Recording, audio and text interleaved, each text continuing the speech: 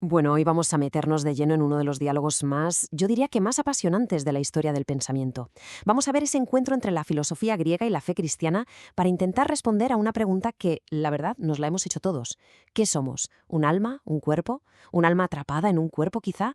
¿O somos una unidad, algo indivisible? Vamos a ver qué sale de todo esto. Vale, y para que no nos perdamos, este va a ser nuestro recorrido.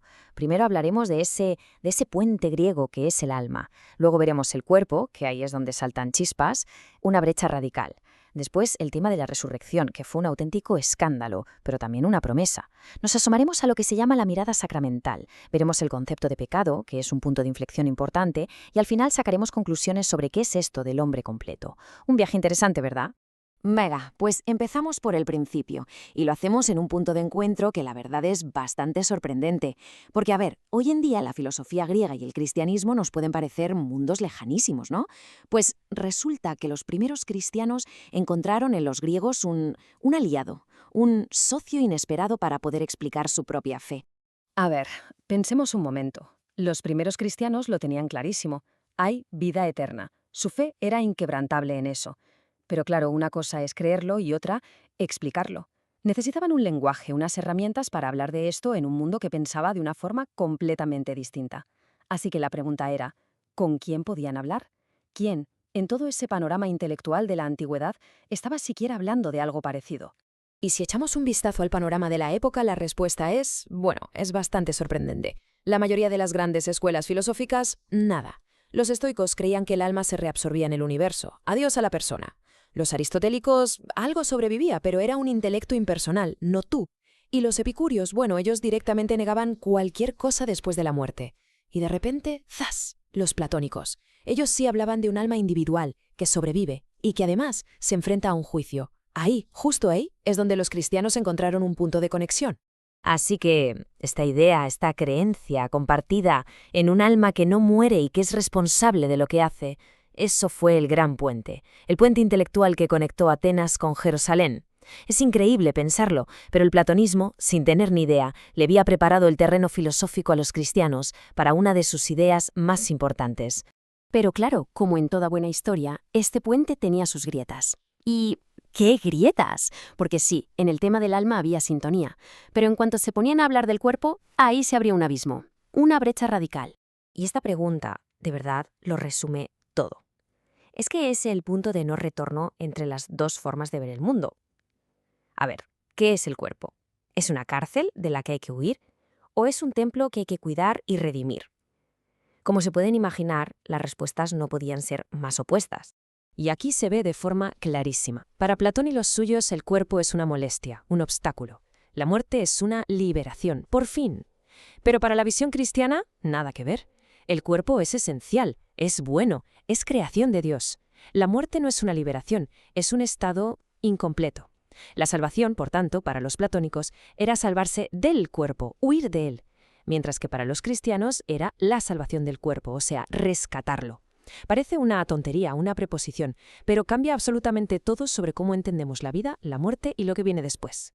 Y esto nos lleva a una idea que es central en el cristianismo, y es que un alma sin su cuerpo no es una persona completa. Es como estar a medias, en una sala de espera. La plenitud, el ser humano total, solo se alcanza cuando el alma y el cuerpo vuelven a estar juntos. Claro, si valoras tanto el cuerpo, si crees que es esencial, ¿a dónde te lleva eso? Pues a una idea que para los filósofos griegos, con toda su sofisticación, era, bueno, un escándalo, una auténtica locura, la resurrección. Es que hay que ponerse en su lugar.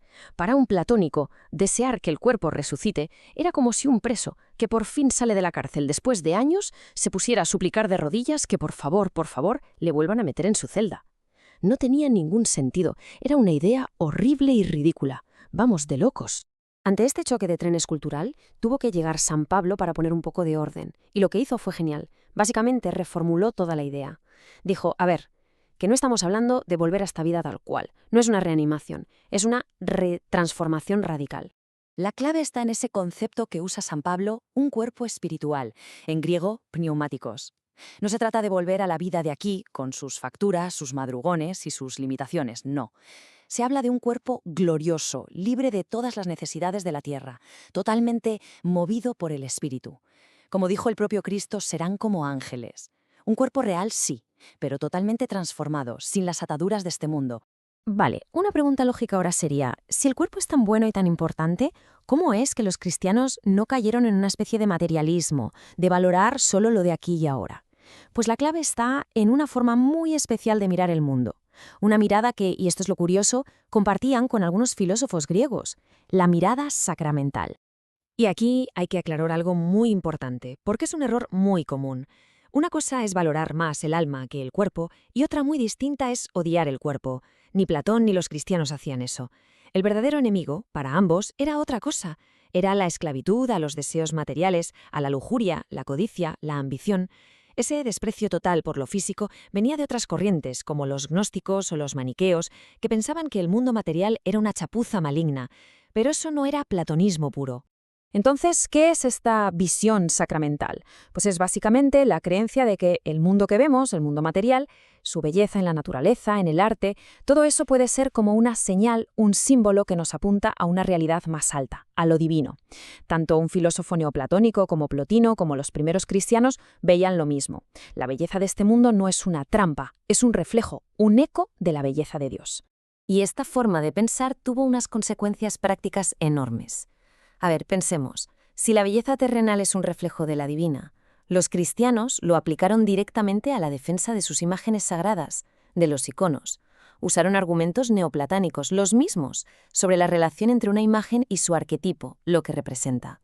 Y así, la Iglesia acabó aceptando formalmente la veneración de imágenes, lo que fue, en cierto modo, una victoria tardía de esa intuición platónica. La imagen visible nos ayuda a llegar a la realidad invisible.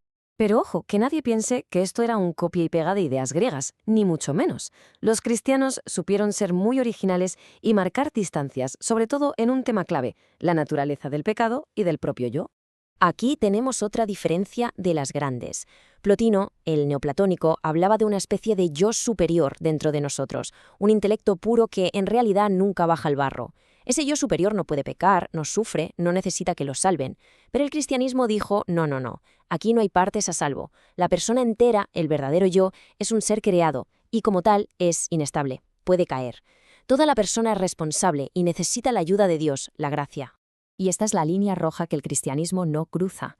Para sus pensadores, no hay una parte de nosotros que sea divina por sí misma e impecable. Solo Dios es perfecto. Punto. Todo lo demás, toda la creación, desde el ángel más alto hasta la persona más sencilla, es capaz de cambiar. Es frágil y necesita de la gracia. Muy bien, pues llegados a este punto vamos a atar todos los cabos. Al final de todo este viaje, de este diálogo intenso entre filósofos y teólogos, ¿qué imagen nos queda del ser humano? Pues el resultado fue una síntesis nueva y potentísima. A ver, resumiendo. De Grecia, el cristianismo tomó el lenguaje, el vocabulario para hablar del alma inmortal.